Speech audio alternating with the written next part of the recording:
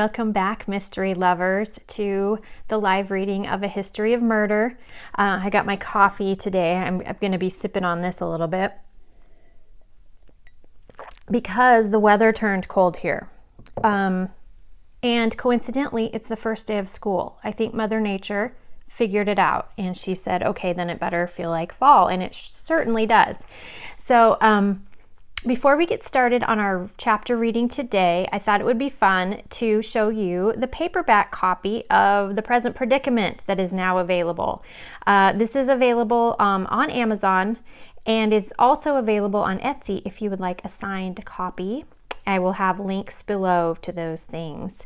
So go ahead and check that out. This is a novella, so very tiny little story, Christmas themed, and it is kind of a precursor to the series, but it actually takes place about 6 months after A History of Murder. So you can read them in order, 1 and 2, or this one can stand alone and just kind of tell you about the series. All right, so today we are on to chapter 12. It's a little shorty chapter. I like these little short ones. In the middle of my books, they tend to get a little shorter, speed things up a little bit. So today is chapter 12, Extremely Careful. I returned to Jericho House and experienced an intense sensation of deja vu entering the quiet mansion. I began looking for Grandma Lily just as I had the first day. So much had happened since. I wondered what Grandma knew about Art's relationship with Mariah and Malcolm. Once I found her and gave her this delicious food from Jeannie's restaurant, I would ask. I sat the to-go bag on the hall table and continued the search for Grandma Lily. But before I made it any farther, there was a knock at the front door. I turned back to answer it and discovered Bree Brandon standing there, looking pale. "Oh my gosh," she cried, clinging to me. "How are you and Lily doing? I really can't believe it." I extracted myself from her tight grasp. "I've been thinking of your grandma all day and all night. She must be devastated." "I think she's still in shock," I said. Dog paws thudded on the wood floor and Jed romped in. "Is this Art's dog?" Bree asked, kneeling to rub his ears. "Yes, Grandma Lily sent me to get him." "Oh, of course she did. That's Lily, always thinking of what's best for others, whether human or fuzzy." "Wow, is that takeout from the vintage grill? The salon was so busy today, I hardly had time for anything. Do you mind?" Bree finally took a breath and motioned toward the brown bag, now a little wilted, but still emanating scrumptious smells. "Eric and Jeannie sent it for Grandma Lily, but help yourself. There's enough for a small army." Bree opened up the bag, took a whiff, and let out a happy sigh. I excused myself to get Grandma Lily. I found her sitting in the backyard beneath the willow tree in one of her favorite Adirondack chairs. Just beyond this oasis-like backyard was the very lot where Champion Hospitality Corp would build hotels and restaurants, if they had their way. I should have signed that petition against it when I had the chance. There was no excuse for them trying to ruin the historic beauty of this area. She had her eyes closed and her head resting on its tall back. I hated to disturb her, but I knew she needed to eat something. "Grandma," I said softly as I approached her. "Bree's here. She's worried about you." "She's so kind." "What are you doing out here?" I asked. Grandma Lily tilted her head. "The police chief just left, and I wanted to come out for some fresh air after discussing all of that." "He was already here to question you?" Fear gripped my throat. "You didn't say anything about Nancy, right? Please tell me you didn't say what you were really doing." Grandma Lily gave me a quick, stern shake of her head. "It was difficult to lie to him, but as far as he knows, I'm the grieving, lovesick girlfriend." I breathed a sigh of relief. Whew. Was Officer Porter with him? "Thankfully, no," Grandma said firmly. I bent down and took her hand. "I should have been here with you." Grandma shook her head. "No, I needed to do that on my own." She gave a sweet but sad smile. "You did the right thing. We have to let everyone believe the two of you were actually in love, at least until we find out who killed him." "I still want justice for Nancy," she said. "I do too, Grandma. One thing at a time." She squeezed my hand.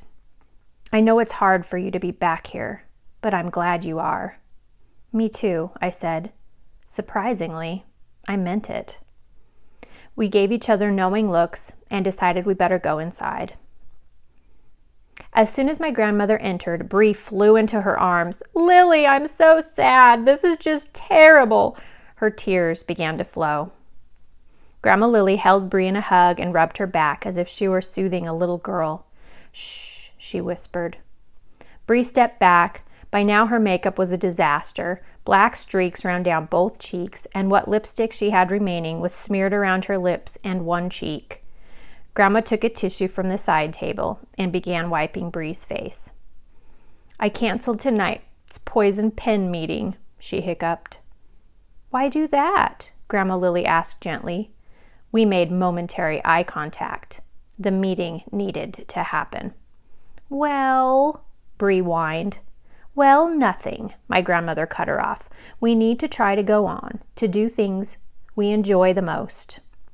Bree sniffed loudly. "Only if you're sure, Lily. I doubt Lance will be able to make it, but I can text everyone else. Ask if they want to meet."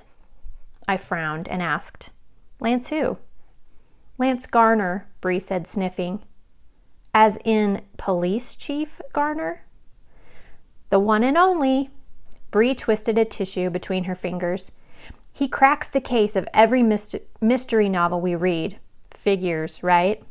She gave a little laugh, which came out with a snort. "I think he might be writing a novel himself, but don't say anything. He's pretty private about it." "Garner is a bookworm?" I asked. Somehow it didn't fit. Must be the physique. Jocks and books didn't typically go together. "I suppose you could call him that," agreed Bree. "You should come sometime when he's here. We take turns reading passages aloud, and I have to tell you, his voice is like warm maple syrup." Then Bree began fluttering the fingers of her left hand, highlighting a shiny diamond engagement ring. "Not that I'd do anything about it. I'm officially taken by an equally hot guy. In fact, I think you know him. His name is Anthony White." I coughed, then caught myself. "Oh, congratulations!"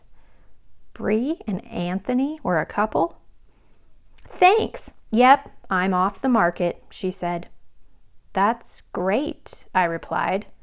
"I ran into Anthony at Riverside Park this afternoon.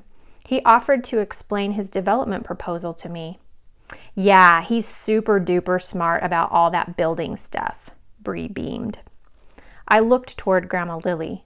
Did she catch my comment about Anthony's company? If she was concerned about their plans, it didn't register on her face. And why hadn't she mentioned that she was friends with the chief of police? No wonder she wasn't worried about him questioning her. Maybe she felt safe because of their social connection, but I was guessing Chief Garner's bookworm ways were much less important to him than his sworn duties as an officer of the law.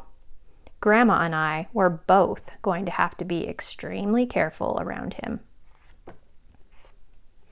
All right, that does it for chapter 12, you guys. Thank you so much for joining me.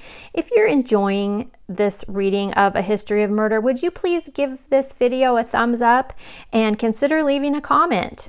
I appreciate you, and I'll see you next time for chapter 13. Bye-bye.